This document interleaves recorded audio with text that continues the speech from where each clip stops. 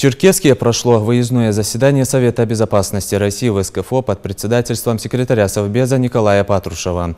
Во встрече приняли участие полпред президента России в СКФО Олег Белавинцев и главы регионов округа. На совещании обсудили дополнительные меры по нейтрализации угроз переноса террористической деятельности из ближневосточного региона на территорию Северного Кавказа. Среди приоритетов названа работа по выявлению и нейтрализации остатков бандподполья и источников его финансирования. Вопросы повышения антитеррористической защищенности потенциальных объектов посягательств. Николай Патрушев подчеркнул, что особую актуальность данная работа приобретает в условиях применения против России различного рода политических, экономических, информационных и иных мер невоенного характера.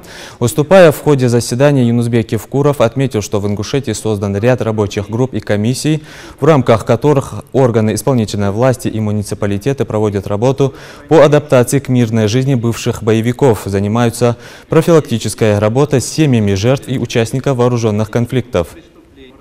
Наконец 2017 года этой работой охвачено 56 семей. К мирной жизни вернулись более 70 членов бандподполья, сказал глава Ингушетии.